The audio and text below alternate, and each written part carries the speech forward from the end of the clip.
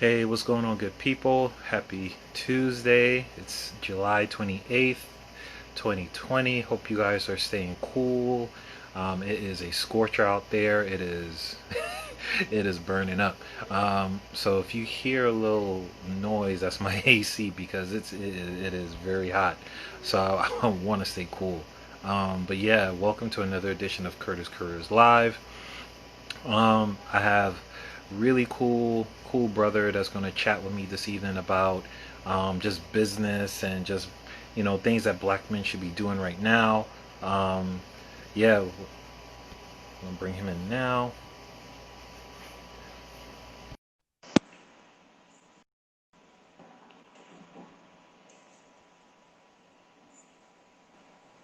How you doing? Let me go vertical. Oh yeah, I was like, wait, is that my angle? What's going Let me on? go vertical. How Oh you doing? man, I'm good, bro. How are you? I'm doing well. I'm doing well, bro. You look good. Yeah, man. You look healthy. Your You skin is shining. No, your t-shirt. First of all, like you should have told me you was wearing the suit and the shirt and tie. Like I got this little t-shirt here. Like you know what I mean. Like and oh, by the way, I've been wearing shirts, just highlighting different, faith-based businesses, black-owned businesses. So yeah, so this shirt is kind of doing a Can't see the little. bottom. So it says, "Holy Spirit, may God be with you." So it's kind of like this homage to like Star Wars. So, I like that. right, yeah, I yeah, like yeah. that. So, yeah, so this brand is from In the Little Things. So they're here also on IG as well. So check them out. The little thing. Yeah, In the Little Things. Yeah, they're pretty dope. But Ochumboro, man, thank you, man. Did I say? I want to make sure I said your name right. You Yeah, know what I you mean? got it. You got it. Chumboro. You got it. I like Awesome, awesome. everybody has their little twist on my name, so it's always interesting. My thing is I just care when people are trying. Like I know it's a different Right. thing, so that's for me.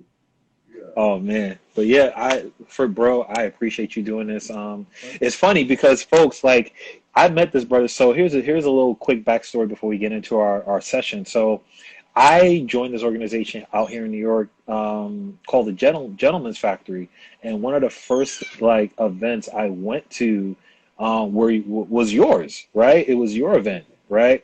And it was on like branding and how to like really promote yourself. And then the other brother, Perry, right? Perry, Yeah. um, Sorry. yeah, right. And he was showing all the men like how to do, Facebook ads and whatnot. And Yeah. I was like, yo, like this is pretty dope. And then we just kind of like at the end of that session, we just kind of kicked it and we just kind of, connected with other brothers that are part of the Gentleman's Factory. And brothers, like men, if you are out there right now, you need to get plugged into, a network, a professional org. Definitely check out Gentleman's Factory. Is run by a great dude, Jeff Lindor. Really dope brother. Get connected with him. And I know Gentleman's Factory just recently started like this whole Digital. like a did right digital Yeah, platform. digital. So Yeah. yeah, yeah, yeah. So yeah, that's where I met Achumboro. And yeah, man, I was like, yo, we got to do something together. We got to figure out, we got to do a live, do something, right? So here, Hopefully this so is so part one. Hopefully this is not the end. Hopefully this is part one of everything. That's amazing. no, yeah, exactly. I hope it is. Yeah, this is. We got to talk offline because I got some Yeah. stuff going on in the pipeline. So yeah, but yeah, yeah, yeah. But I wanted to, give this time to you right now and just introduce yourself and just, let's just dive into this whole conversation of because we must, right? And Mhm. why, I titled, our session this evening to because we must because we're going to be talking about, things as, black men, men of color, what we should be doing right now, in spite of COVID and all this stuff that's going on, politically, the racial, like everything, right? Just like how can we as men of color, like black men, right? How can we really be the leaders that we're called to be, and how can we really capitalize in a good way in terms of finances, building our careers, building our brand, building businesses. But before we get into that, I want to give you this time to introduce yourself and talk about like what you do and talk about this amazing business that you started. Yeah, Curtis, thank you so much for having me, and thank you so much for putting this on. I know it's a lot. Everybody's going through something, but to see you be so diligent, the flyers looks amazing. Thank you, From man. Thank everything you. I'm going through, especially this time, I think it's amazing what you're doing. And as he said, the Gentleman's Factory is an amazing place. I joined it last summer. It was my best decision of last year. So, if any black brothers are out there, even sisters or anybody who knows a black brother, please recommend it to them. The people are amazing. Yeah. You meet amazing people like Curtis. Jeff runs it. He has a big heart and super connected. There are amazing people in here, and you need that network. We're going to touch about network during the session, but you need that network, and it's so hard. I know as a black man, I didn't have a network. I immigrated here Right.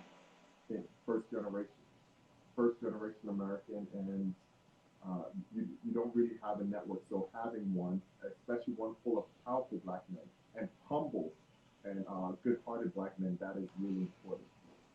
Now, Yeah. a bit about myself. I don't want to lose count. I think a 3x or 4x entrepreneur right now.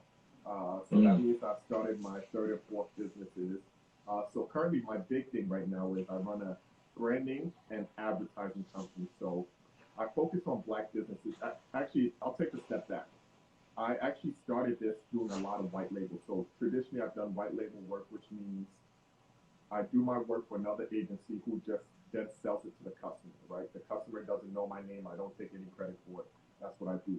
But during the last year, and especially after the recent events of what happened with George Floyd, I don't even want to say recent events because these things have always been happening. But Mm. because of the trends of how it goes, I wanted to focus more on improving black businesses, right? Economics. Right. I've been turning my company and moving a bit away from white label to focusing more on black-owned brands, black-owned businesses. So that's my goal for the rest of 2020. I want to make the shift where at least 75% of my customers are black-owned businesses. And then hopefully 2021, I can move that up to 90, 95%. Maybe we'll even get to 100%. So that's my goal. And I'm excited. I'm excited to do that. My other business is That's amazing. uplift communities. I do that with my business partner, Julius Caranda. And we go to schools and we teach students about entrepreneurship, life skills, and financial literacy. So that's another thing we do. That's awesome. That's awesome. Wait, so really quick, when did you start doing that? Like the life skills So, sessions and whatnot? so that was because of the Gentleman's Factory. That came from Jeff. So long story short, Mm.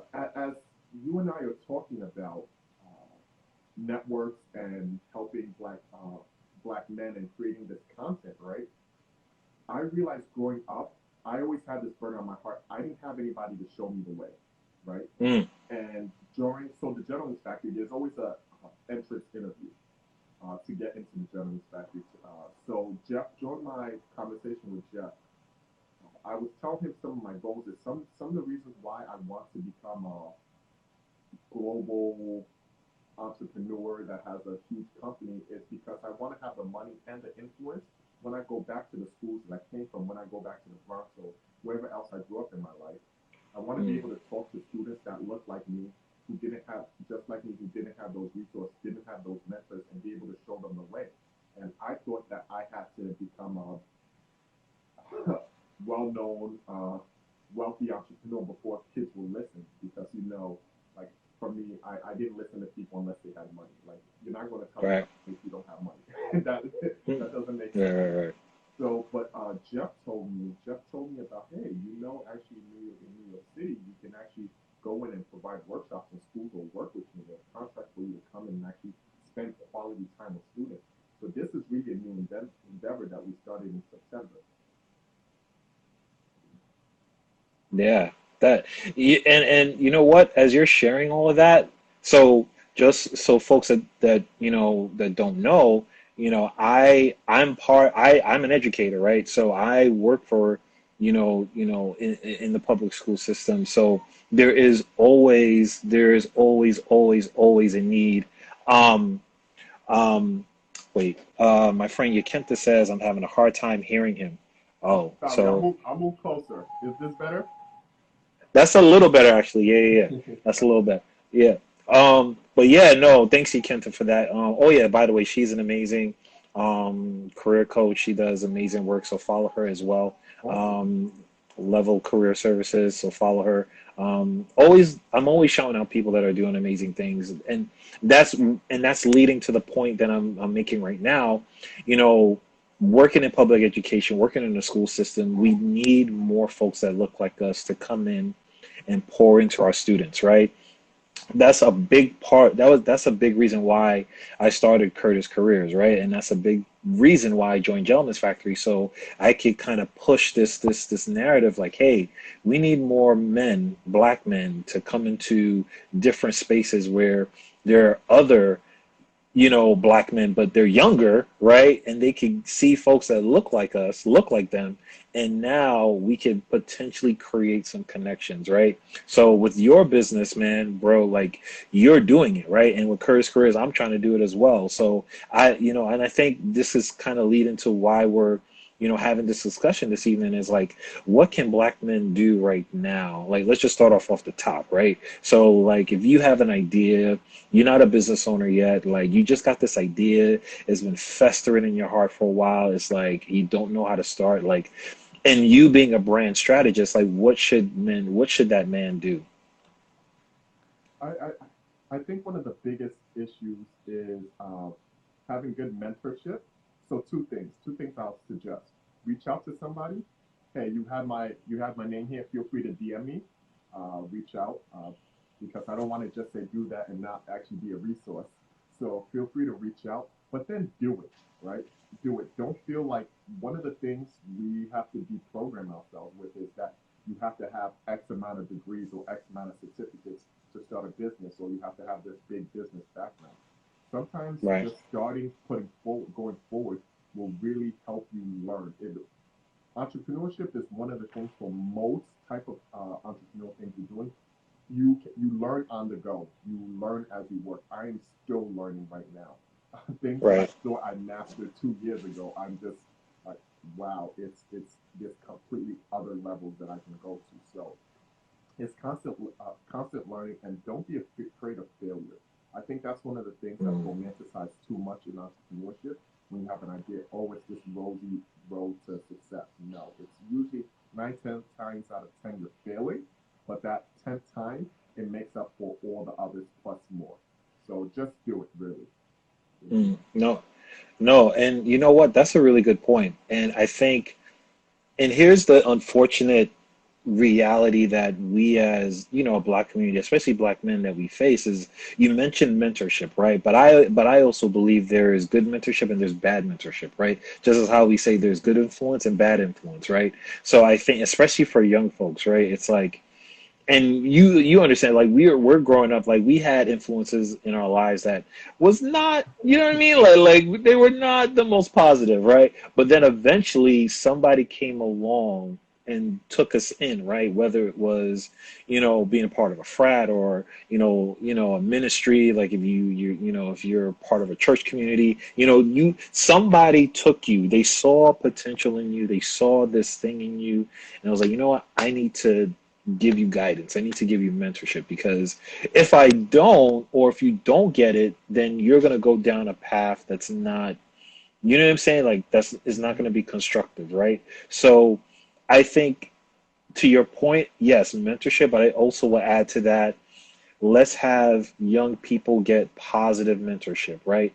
Like, who are you influencing, right? Like, and I think that's the thing that I push to my students is, okay, you have phones, you have the technology to do the research, but the problem is you're not utilizing your resources effectively, right? So being with that being said, is like, what are some tips that you would give young people, right? Especially young black men, right?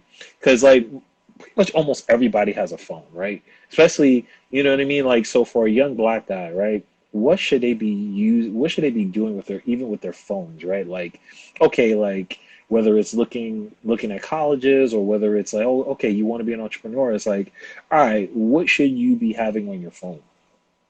So let's start. I want to preface this with whether you're in college or finished college, I have my undergrad degree, my 4-year degree, and I have my law degree. I've learned more doing, and I actually audited business school. So I've learned more doing being an entrepreneur than I learned in all that time in school. So one of the biggest things I'll say is constantly educate yourself. Now that whether that means reading, for me for a while it was YouTube, watching everything on YouTube in a category. I just did that. So a book, I forget the name of the book. One of the books that I recently read, I'm doing like 100 books in a year challenge, right? Yeah. Listen, I'm sorry. Let me chime in. Like this, I don't know how you're doing it. I don't like. I barely finished like 5 books this year. It's like, but you're like, I don't know how you're doing that. So go ahead. He's reading 100 books, y'all. Well, were you up to like 90? You're close. I'm at 82, right? I just finished 82 and started 83 this evening. So It's ridiculous. How do Well, you see what this and crazy? even that, I'll say that's good mentorship. Into let's touch on that. I think part of that is people often push a bad way of learning on us. So there's beneficial ways to learn.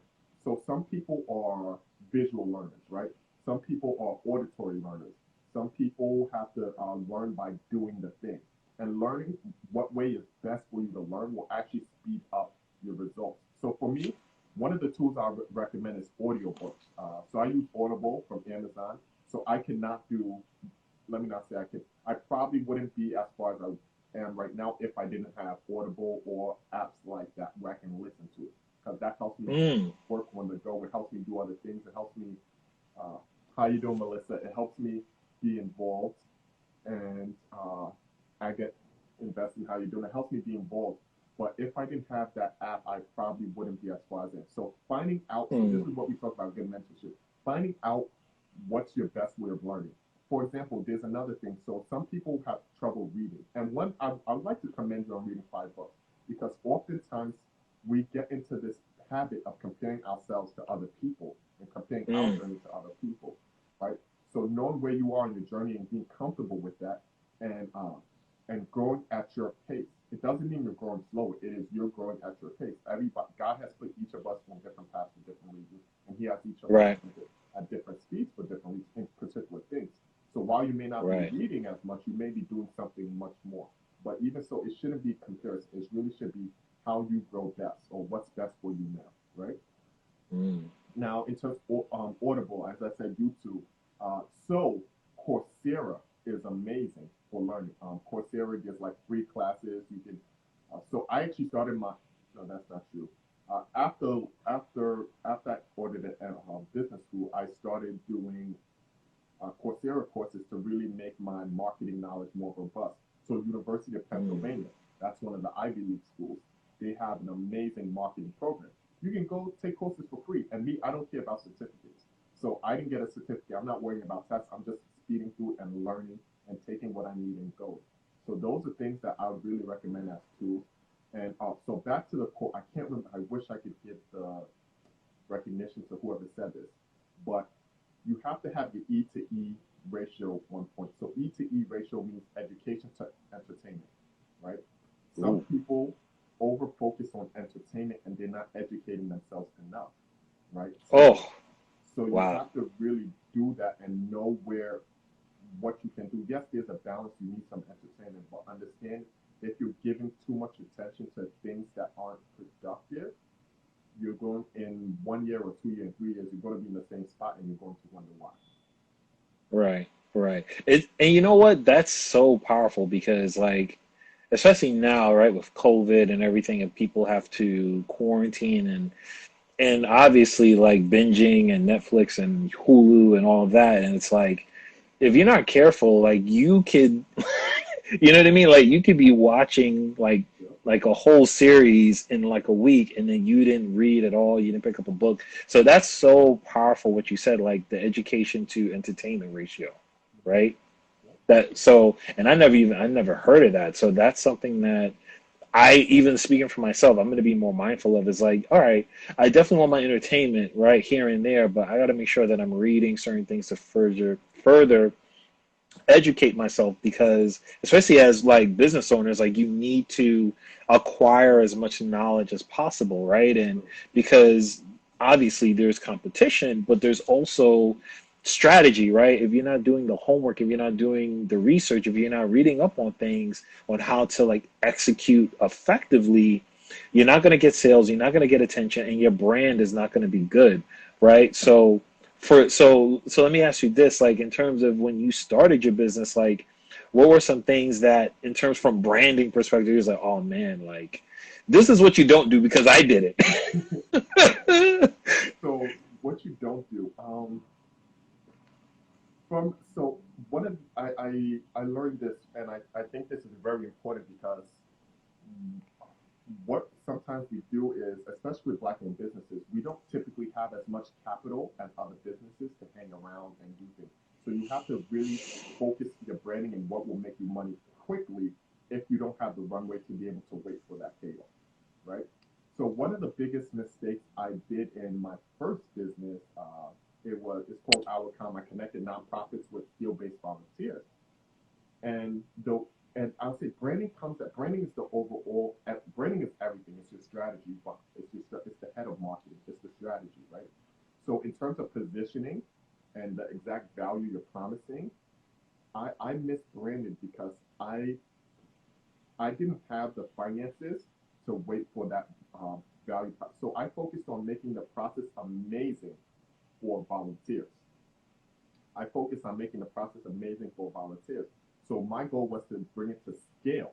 So meaning because I'm Mm, making it amazing for volunteers, they want to sign up because it's the easiest place to find a nonprofit or to get a nonprofit uh, to donate their skills at. However, the issue with that, those weren't my paying customers, right? And mm, I have to get it to scale for in order for the company to be sustainable. The people who would be paying would be rather nonprofits or uh, nonprofits or corporations. Because of that mistake, it led me to running out of money. I had to take on investors, but running out mm. of money because while it was a great value proposition, it didn't work for my bank account. It didn't work for my finances. So Wow. understanding what, from a branding standpoint, how you're creating the value proposition, meaning the why are people buying your product or using your service, and making sure you're able to get enough money for that value proposition to keep you alive and hopefully keep Mm. your future thriving. So that's what I'll say is the biggest thing. Make sure you really understand who's your paying customer and why they're there. Wow. That's really good advice. That's really good insight. And once you figured that out, like, you know, were things easier, like, or were things kind of like, okay, this is still kind of a process, it's still kind of difficult, but eventually, like, I got some traction. So things were it was so I got burnt out. I had to divest and give that company up to my investors because Mm, this is something you also have to worry about. And I'm very honest about my success and my failures. Um, and I don't necessarily put everything out. I learned a lot from it in terms of I to make that switch. I switched nonprofits. They have money, but they're very stingy unless you're in their circle. They're very hard to deal with. So rather, the smarter approach was okay. to go after corporations. But then you're building a SaaS model, software as a service, and that's a whole different sales cycle. So it may take Mm, 60, 90, 120, 365 days in order to close a deal. Yes, the deals will be larger. It could be tens to hundreds to millions of dollars, but you have to be able to sustain that uh, process, that sales process, to get through the barriers, to make connections, to build that up, and to finally get them to sign and pay. So for me, it was a critical mistake in terms of I didn't have enough personal steam to keep it going to get to that point. I was drained, I was worn out, but it helped me understand for mm. the next business I built, which was an e-commerce business, where I built it just focused on okay, get sales, uh, using direct marketing as thing, and make sure the funnel is full of customers. Mm. No, that's really, really good. That's really good advice. So I want to get a little deep here, especially in regards to us as black men, right? So there are a lot of black-owned businesses. There are a lot of black-owned businesses that are run by men, men of color, black men, right? But there seems to be, just from a cultural perspective, there seems to be a lack of, I guess, awareness, exposure, um, in turn, you get what I'm saying, right? In terms of, black men like running businesses, organizations. Why do you think that is? Like, is it something that we're doing, as black men, or is there some kind of systemic thing going on? Because I've heard of a lot of good businesses that are run by black men, but they're not getting the exposure, or they're not being recognized. Like, what do you think that is? Why do you think so? So I think there's systematic problems. There are deep systematic problems. That is, Mm, um, I would say, the first most thing to examine. But however, can we change those? I know some people are doing great work like St. Pierre. One of my mentors, Ruben mm, Baranski, he's doing great work in terms of they're trying to increase the amount of funding that the Department of Education, New York City, gives to black-owned businesses and minority-owned businesses. Uh, yep. that is in line with actually how many the size of their population. This is literally tax dollars people are paying that aren't going to the people who that align with their population. So I think the policy angle, that's amazing. That is necessary. However, I understand that sometimes moves slower than we need. So I try to look at myself and let me not even look at myself. Let me explain, go down. So one of the reasons why I went to law school. I feel there is several things in family that you get passed down or you don't get passed down to. Mm, They're hereditary, right? Your genes, your looks, and things like that. The second one I would say is wealth, right? mm, If you're much wealth or debt. Unfortunately, black families, that's a big thing to debt in terms of somebody passing away, unfortunately. Class, in terms of connections, network, your status, right? And then the mm, fourth thing we don't talk as much about is intellectual capital. And what I mean by that, mm. I definitely don't mean black people are dumb. That is not true. We built pyramids. We've done so many amazing things historically. We've invented so many things. That's not what I mean. I mean there's a business sense that can be passed down, right? So Mm, people ask why are Jewish people so great at real estate or other business ventures? Culturally is passed down on how to run a business, how to buy real estate, how to negotiate deals. That is taught and it's part of the society. It's all around them, right? So it's easy to ask the uncle or father or mother something like, hey, how did you do this deal? Or they can introduce some of these connections, or they can say, hey, you should really go this way versus that way. And so we need to develop a culture where we have a lot of entrepreneurs collaborating with each other, sharing ideas with each other. And what hopefully I some of what I'm seeing right now, and I'm hoping it continues, is like a renaissance in terms of black entrepreneurship. I'm seeing more black businesses pop up. I'm seeing people get ready to run their stores. I'm seeing people learn about financial literacy, which is important for wealth. So all these things are necessary. mm. But really, I think what we must do is, and this is part of the reason why I'm reading 100 books. I just named a mentor, but I didn't grow up with mentors. I didn't. Right. So my mentors are the books. I'm trying to learn by reading these books because I can't make the same mistakes. I don't have the bank account and I don't have the safety net to make a big mistake like that and bounce back. So I'm Mm. trying to preempt those mistakes by reading and catching up before other people, before I run into that problem. No, that's really, wow. That's really good. That's really good.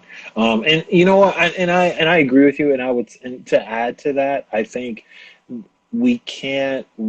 Jeff from Gentleman's Factory says this, right, and he was saying this recently when COVID hit. It's like, yeah, we're socially distancing, but we're not socially isolating, right? So I think that's true in business, and not just in development and the branding, but also the partnership and the collaboration.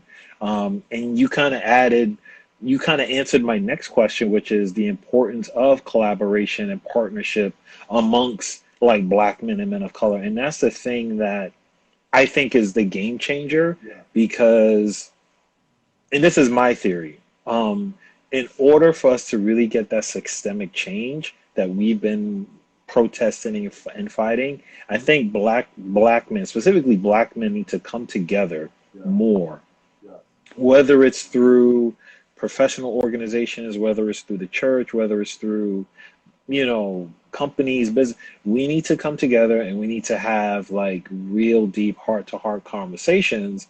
And we need to have conversations where we're intentionally setting some goals and we're supporting each other like realistically and authentically. You know what I mean? It's not like, I got you, bro, and then there's no follow up, right? Or, like, oh, I hear what you're saying, bro, or I hear you, and there's no action step, there's no follow up, and I'm challenged by that, right? Because I myself have done that, right? Where I'll say, yeah, I'm gonna follow up with you, and I don't, right? Because whatever happens, happens, or I just, fail to do so, right? But we have to get really intentional about, and I'm talking about men of color, black men. We need to come together and collaborate and say, okay, what's your idea? What's your idea? What's your business? What's this?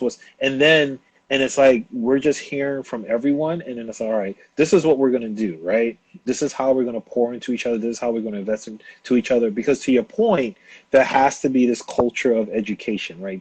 And it's not just amongst young people; it's amongst adults, right? So, like to your point, like, oh, okay, like that's why I love when you share the books that you're reading. And just a funny note is actually screenshot. Like you had, I think you posted on LinkedIn or so, like you had like a list of the books you read so far. I totally screenshot that. I was like, okay. Like I totally stalked your page and I screenshot it. I was like, oh, okay. Yeah, that's what he's reading. Okay. I got to make sure I keep that on my phone saved up. But but that's what I'm saying. Like we need more situations like that collectively. Like, what are your thoughts on that? I think you're spot on. I think you're spot on, and that is so. What you see typically in downturns like COVID-19, you're going to see recession. We're already in a recession. What you see is there's usually a lot of acquisitions and mergers between companies because to survive this, you need a lot of resources that typically individual companies can't stand. And what you see is the giants get bigger. So smaller companies or smaller companies, they collaborate and they do joint ventures. They get together, they pool their resources. And that would be so powerful for us because we have geniuses in our field. We have so many geniuses in our field. But unfortunately, the issue is when so much wealth has been taken away from us, sometimes we're so worried about surviving that it's to each their own, right? And we're not realizing sacrificing or giving somebody a little bit more can help them do something so great that they can actually give us more. We may have to wait longer for that to happen, but that will benefit Mm, us more in the long term. And then we can kind of build up this snowball of wealth, snowball of success, snowball of opportunities, right? And what I really want to see, as you say, like this, doing this is us stop trying to do everything on our own platforms. Let's get together. Let's do a bunch of videos. Let's do a bunch of things, and let's keep pushing each other up, right? And people always talk about crabs in a barrel. But one thing the crab can do, people say pull them down, but nothing crabs can do is like sacrifice yourself to let each person get up on top of you, right? mm, So once you get enough over, maybe they can topple the barrel. So we're always worried about that, but we don't. Sometimes we can be the platform for somebody else. So whether that's we sharing, if you can't afford their service, we sharing what their product, or writing them a review, or doing something. Even sending somebody a kind word would be great. But in terms of collaborating, I think we need to really get together and think about how we support each other and knowing even like if I see another black branding person, Andrew Barak, he's another member of the Journalist Factory. He does branding, right? So we've spoken. I want us to start getting together because we can start going after bigger contracts. We can start opening ourselves up to ideas we didn't even have any idea about. Like Jeff, for mm. example, bringing me into the school system. I had no idea. I've been in entrepreneurship since 2014, so end of 2014, 2015. Right. I had no idea about government contracts. I didn't know how it worked. I never had any interest in it. But then Jeff opened up. He said, he had a session. He was like, hey guys, there's a lot of money here. Go after it. And if he didn't open up ideas and allow for collaborations, and he's done even more than that for me, uh, I wouldn't be where I am in terms of uplift communities. And I think we have to Mm, do that more. We really have to do that more in terms of pushing each other, promoting, collaborating with each other. Stop thinking that the pie is small. Like Mm. this globe is amazing. I've sold products in Africa, in South America, whatever. But if we get together, we don't have to look at, oh, we're just competing for New York. No, we can band together, go after the whole U.S., go after the whole North America, go after the whole globe. Mm. No, that's so good, so true. You mentioned something just now that kind of, hit me a little bit. I want to ask you just your thoughts on this. You know, there's not too many of us like black men in rooms where decisions are made or, you know, so before COVID, like I'm a big, and you probably noticed about me already, like I'm big on networking. I'm big on meeting people, getting connected. And I noticed like going to different networking events, just like promoting my business or promoting, myself as a career coach or talking about, educational issues and whatnot, which I'm an advocate, big advocate for as well. I noticed there was very few black men in these spaces. I noticed there was a lot of women, you know what I mean? A lot of, women of color. And I'm like, man, where are, where are the men? Right. So I don't know if you've experienced that, you know, but yeah, like, why do you think that is? Like, where are we? You know what I mean? Like, where are we? That is so true on so many levels.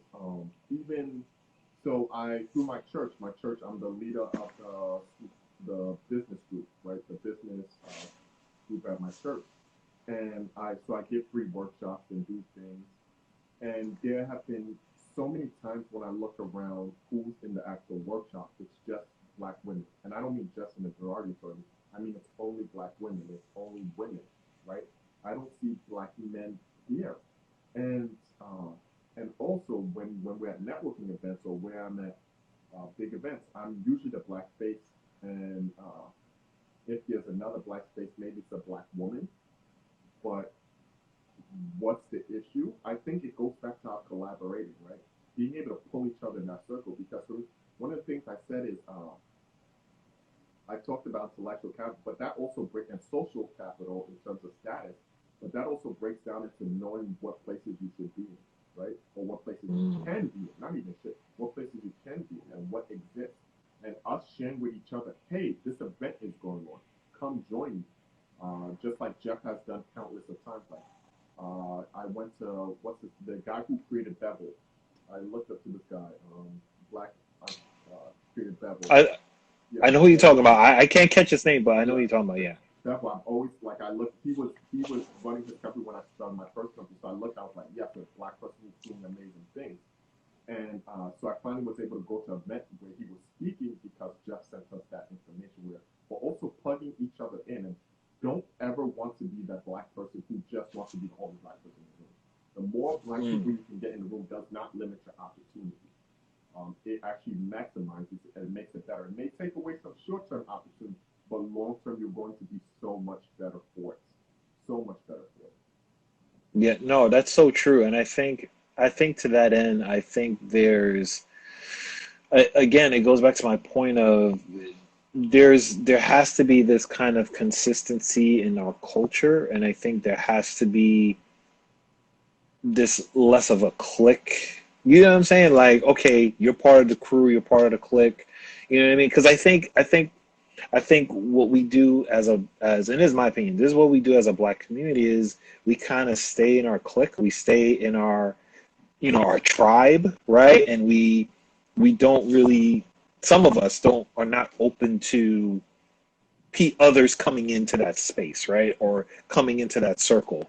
So like me, you, for example, so it'll be like me, you, and Jeff, right? And we go into these networking events. We're going to these different workshops, but it's just the three of us all the time. We're not putting others on, right? That we may know or we may kind of know, but we don't share. So I think we have to get into this space of sharing, right? And and I'm challenged by this, right? Like, all right, I gotta, even if I can't go, or even if I can go, like I'm gonna share it, or I'm gonna post it on, what I'm saying, my page, or I'm gonna, what I mean, like put a, do a instant story, like, oh, check out this event, it's gonna be dope.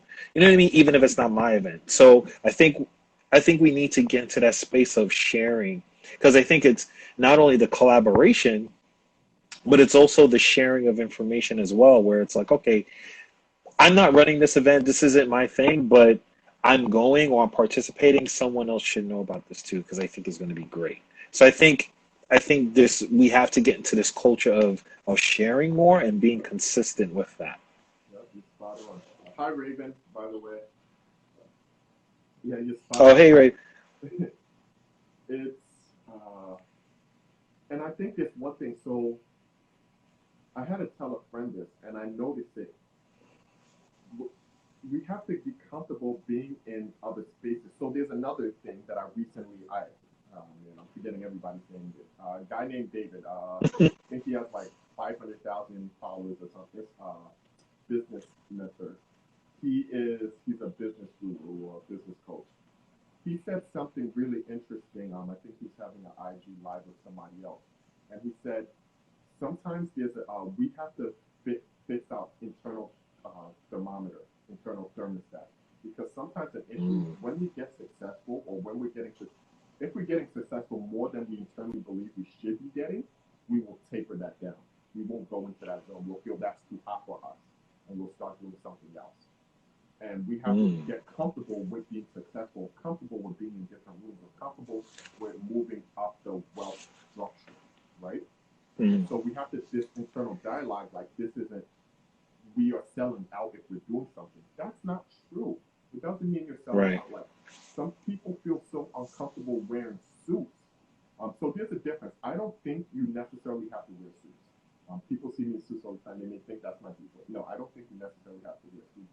But I do believe that you shouldn't be uncomfortable feeling that you're outside of your own skin or you don't belong or feel too uncomfortable when you're wearing a suit. I think that's a problem which says that in some instances, now there are some westernizations and things that's going on here as well. But Mm, in some instances, I don't feel that that may mean that you're not comfortable moving up in terms of a salary structure, in terms of a quote unquote class structure, because typically we see people with suits make more money till a certain point where people start wearing sweatpants and jeans again because they just feel too rich. Uh, right, right, so, right, so, right. so being able to wear suit, even one of my good friends, I had to tell him because what I would see is he would wear suit, but he wouldn't fully button up his tie because people outside will probably say to his childhood like, "Hey, you're stiff. Like, what do you think? Who do you think you are now?" Right? And we have to make sure we don't let those internal voices become a part of us in the way that it creates a roadblock for us increasing our success. So we have to be able to be comfortable Mm, looking quote unquote our best. And and I even had to check a good friend of mine saying that to me because they used to say, "Hey, please stop wearing suits around me. You look like a knock." And I had to tell them, "Hey, you don't understand this." So another good book to read is The Power of the Subconscious Mind. But the things you say to yourself and the conceptions the concepts you let into yourself, they can stop you or cause you to do certain things. So mm. being a friend, if you're Right. constantly saying, "Hey, you dress too nice," I, I don't think that's right. As long as the person's not being pretentious, but don't presume somebody's being pretentious because you're wearing a suit, because you're wearing a nice dress. Just be like, that's done being doing. I wish the best for them. And I think it's not just the person who has to figure that out, but us, black men, our society as in large has to just say, okay, they're wearing a suit, nice. It doesn't mean they're better than me, it doesn't mean they're worse than me.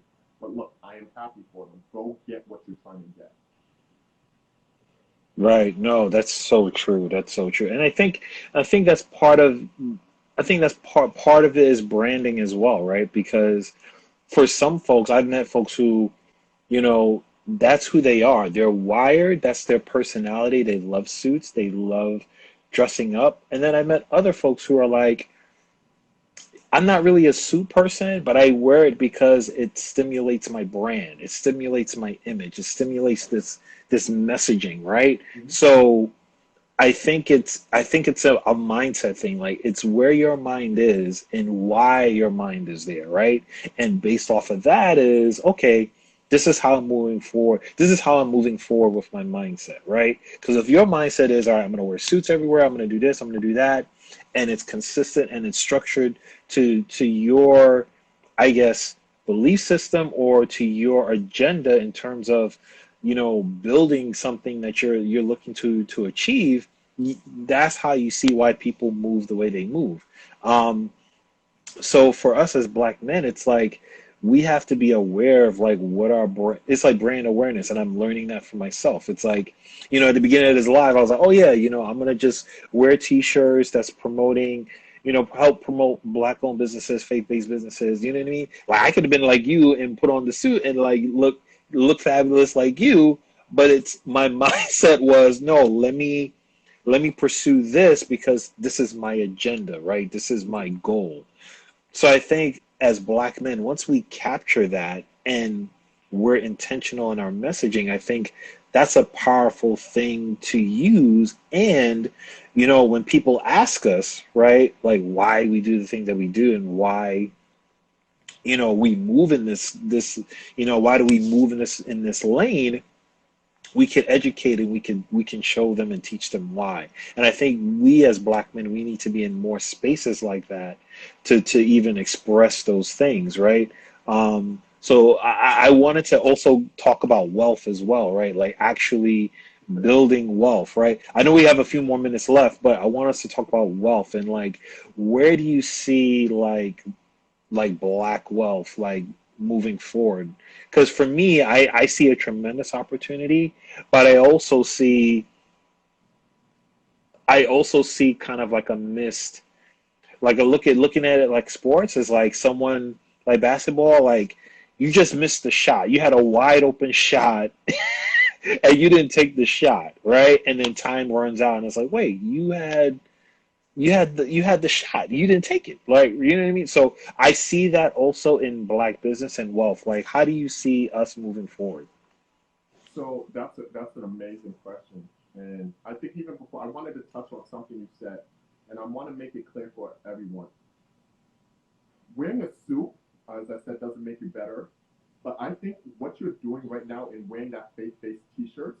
So a suit represents a uniform. So from a branding standpoint, branding's about clarity and consistency. That's the Mm. basis of branding. Being clear in your position and being consistent in your position. That's how you build trust. That's how you build a reputation. And so, whatever you choose to wear, it should have a central theme, so people constantly look at you in that way. If it's the best image of you, but that can be your uniform, and in some ways, that can become your suit. So people know that you're always going to be out in a graphic shirt that's related to Christian faith theme. That can be an amazing uniform for you, and it can help you stick out, and it can be as good as a uniform for you with time. With time, so I really think that's important. There's a great South African entrepreneur. His name is Busi. I think he's an investor now. Busi, Busi. I can't pronounce his last name, unfortunately. Uh, his name is Oh man. Busi. Uh, but one of the things he does speaking events for high 5 to 6 figures, and he wears a suit with some sneakers. I think they're Chuck Taylors or something, some sneakers every event because it reminds him, yes, but that's where he came from, right? So whatever is your uniform, you can mix and match. But please, seriously think about your brand and who you want to become and who you are, and try to figure out a wardrobe that fits that for you. Now, Mm. on to So good. black wealth. Whew. Uh, One of the best things. So, one book that I super recommend is by Sean Rochester. He's a PhD dude, has done billions in terms of Mm. financing deals. He's brilliant. He wrote a book called The Black Tax. I had to have That book is, whew. I had to read my Bible after that because it rose up some emotions. Right. I ran right to the Bible after that. I was so livid when you learn more, right? Yeah, it makes you angry, folks. Read that book, The Black Tax by Sean Rochester. It will challenge you. Let's it put it will like that. it will check. And so what I saw, oh, and by the way, hi Gloria. That's it.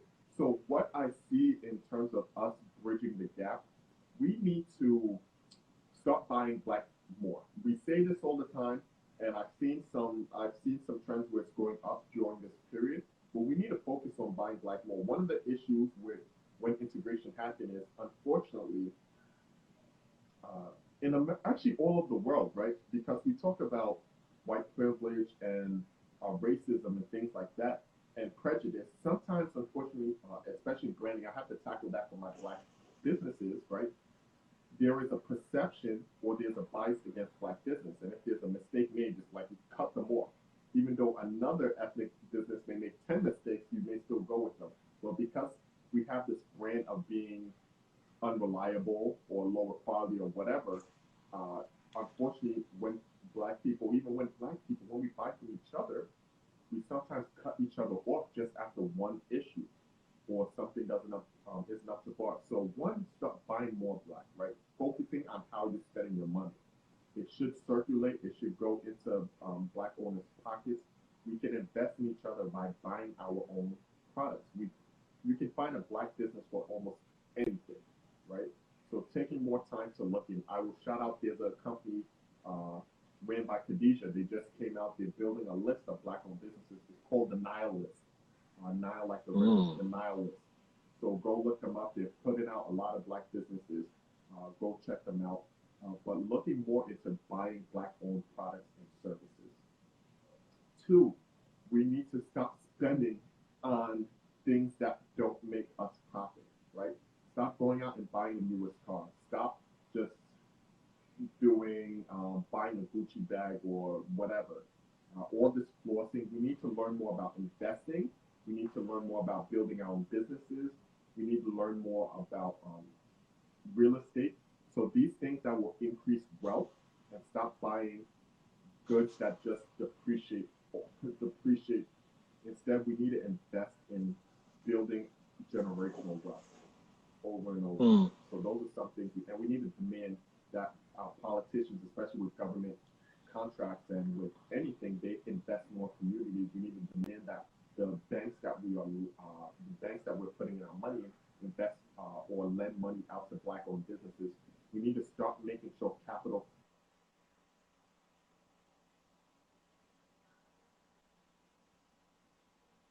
goes in the way that it should. Okay, yeah, kind of lost you there a little bit. Sorry, but no, I heard that last part, like investing in. You said in like stocks and bonds, and what was that last thing you said So you mentioned? we need to get better at financial wealth. So I recommend the book Money Mastery the Game. Tony Robbins put it together. It's an amazing book.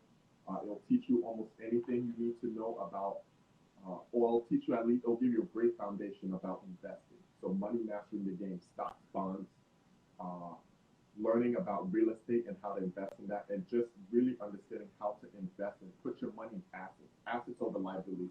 So one of the things we focus in my financial literacy course is getting people to truly understand the difference between assets and liabilities, because oftentimes people think something is an asset when it's not.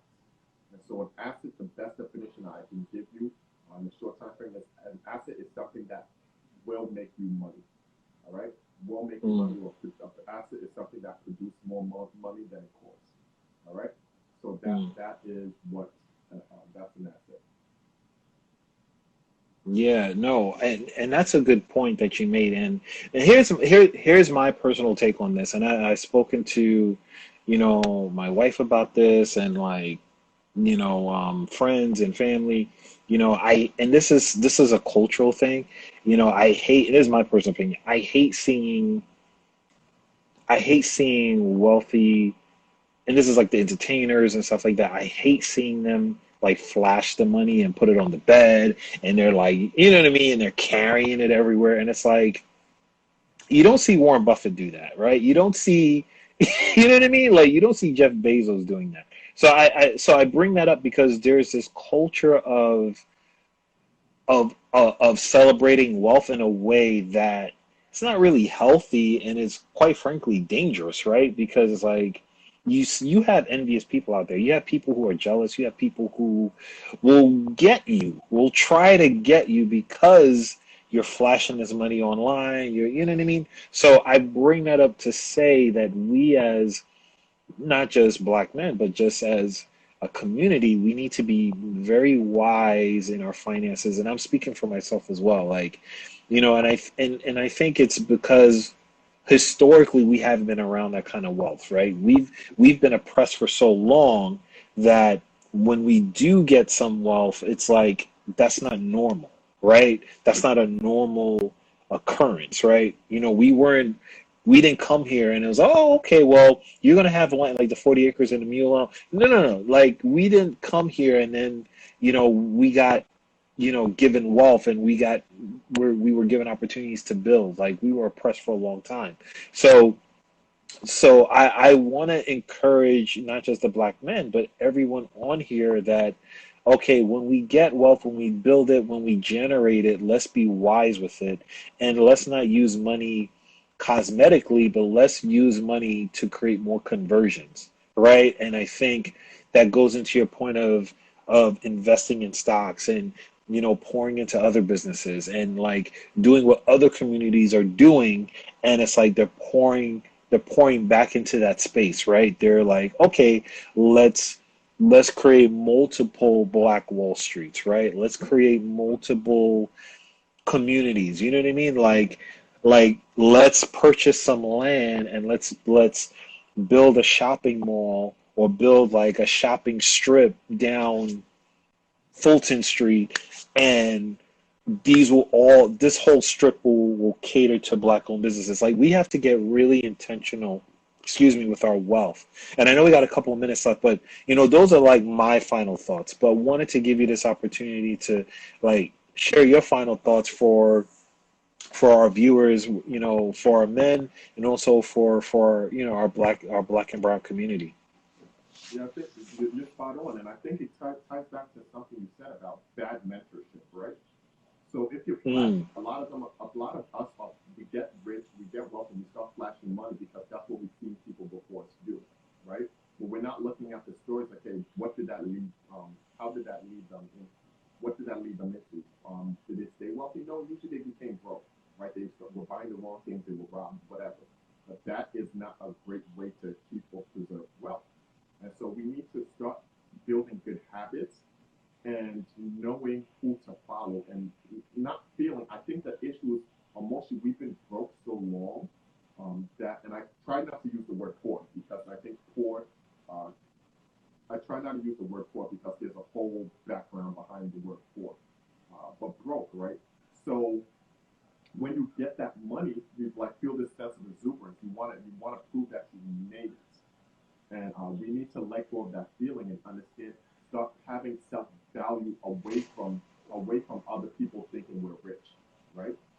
Because the Bible, Proverbs, it says a really great thing about the one who looks rich versus the one who is rich, right? So somebody can be wealthy and mm, look wealthy and be really broke, and somebody can look broke and be wealthy, right? And it's better to have a servant and instead of having mm. so understanding when a servant is like an employee, having an asset, like to start focusing on getting assets and just one book I recommend, the best book out there is the Bible, but a subsection of that Proverbs. Every business lesson you'll need to learn is in Proverbs. It is in Proverbs. I promise you, every 100%, it's going 100%. to take you years to decode it. Read it every day, read a chapter a day, and you will learn so much from the book of Proverbs. So much. Yeah. That's dope. That's dope. So we got one more minute left. So really quickly share. Yeah, this was awesome, man. We got to do a part two because we were getting deep with this one. Yeah. So yeah, let's chat, bro, and see if we can do another Would love to. another session on this because I think Love to. because this is like really important stuff. But where can folks find you? How can they, LinkedIn, connect with you on LinkedIn, here or what? Yeah, yeah, really quickly LinkedIn, share your Instagram, handles. YouTube, Ataande Business Media. Please check that out. We'll be putting a lot of videos about business, marketing, branding and advertising. And connect with me Instagram and LinkedIn. I'm going to be putting up a lot of content on my LinkedIn and YouTube. So please connect. Feel free to message me. Feel free to connect with me. I really look forward to doing this again. Let's do part two, August or September. I'm going to put it out there so it gets done. And everybody can hold me to it as well as you. So yeah, let's get it done. I really love doing this with you, Curtis. This is awesome. No, yeah, man, this was dope, man. We got to do this again. Folks, time is up. I want to thank Ochumboro for being with me this evening, just having a great conversation, great dialogue. Um, But folks, you know, tune in next time for Curtis Careers Live. Follow my brother. He's doing amazing things. And folks, have a great evening. Thank you. Have a great evening, everyone. Thank you, Curtis. Thanks, bro. Later. Take care. Take care.